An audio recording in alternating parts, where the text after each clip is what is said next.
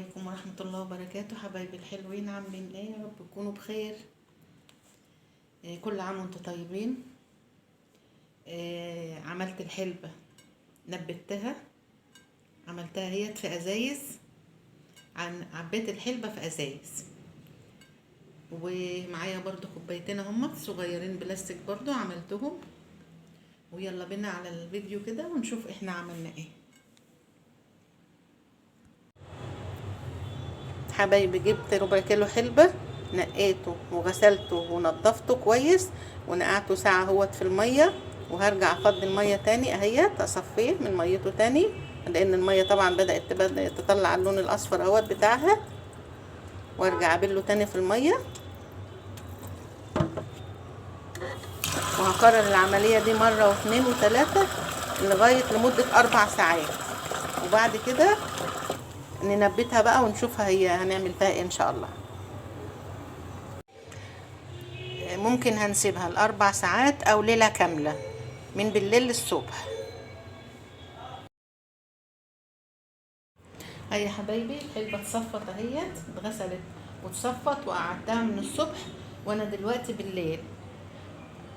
وممكن تعملوها بقى بالعكس، يعني من بالليل للصبح عادي مفيش مشكلة. وجبت عندي ازايز كاكولا فاضية صغيرة اهيت، ازايز كاكولا فاضية، غسلتها، فتحتها شلت القاعدة بتاعتها وفتحت وغسلتها ونشفتها ونضفتها، وهعمل معاكم الحلبة فيها وان شاء الله اهي هتبقى حلوة. بس مش هنملاها خالص للاخر، يعني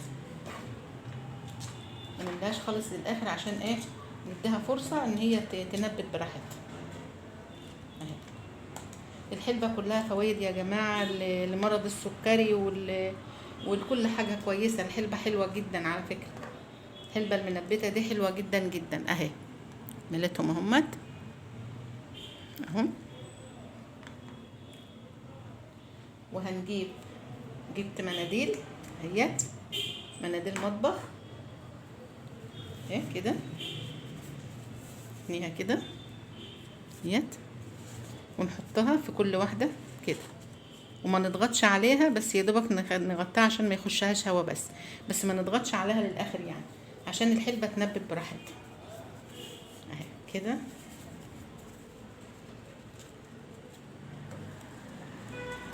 اهيت كده، ما نضغطش عليها خالص.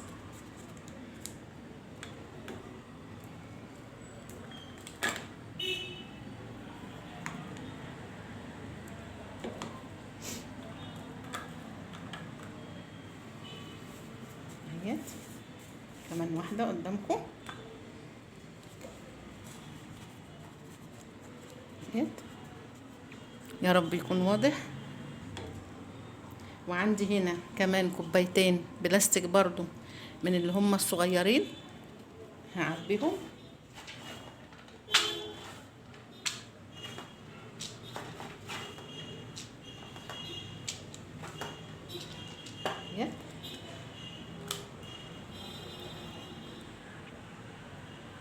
اهيت يا جماعه. عبيتها كلها اهيت في الازايز، وهنا عندي دي كوبايتين، كوبايه اهيت وكوبايه حطاها في الطاجنات من تحت. الكوبايات دي انا عامله لها فتحه من قعدتها اهيت، يا رب تكون واضحه اهي. عامله لها فتحه من القعده بتاعتها كده عشان تنزل الميه الزياده، عشان تبقى حلوه يعني. وهي حاطه انا برضو اهي، واجيب برضو منديل اهوت. يا جماعه الحلبه والله فوائدها كتير وحلوه، يا ريت ما نستغناش عنها في بيوتنا. حلوه مطهره للمعده، وحلوه للي عنده التعب المرض السكري، ربنا يشفي كل مريض يا رب ان شاء الله. ونبللها كده، نرشش عليها كلها ميه كده بالمعلقه اهي، وكل ما نخش المطبخ نبل المناديل، يا اما نغير المنديل خالص خالص ونجيب منديل نضيف، يا اما هو نفس المنديل طالما نضيف مفيهوش اي حاجه نعمله نبله. بس طول ما كل ما نيجي نخش مطبخنا نعمل اي حاجه كل ساعتين كده لازم نبل المناديل، تفضل ايه مرطبه الحلبه وحلوه ان شاء الله. كل عام وانتم طيبين، وان شاء الله لما تخلص هنشوفها مع بعض باذن الله. هنا حبايبي اهوت هنبدأ نفضي الازازة كده بالراحة، نشيلها كده بالراحة اهي اهي اهي.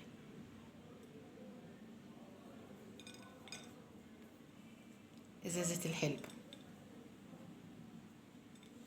وهنا كمان الكوبايات بتاعتنا اهيت ما شاء الله منبتة وجميلة اهيت برضو اهي. اهيت برضو هنفضيها واوريها لكم برضو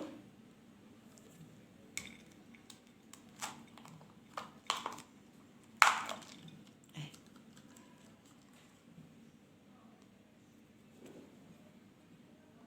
وكل عام وانتم بخير، والسلام عليكم ورحمة الله. فضلا وليس أمرا الاشتراك في القناة وتفعيل الجرس وكلماتكم الحلوة، ما تحرمش منكم حبايبي.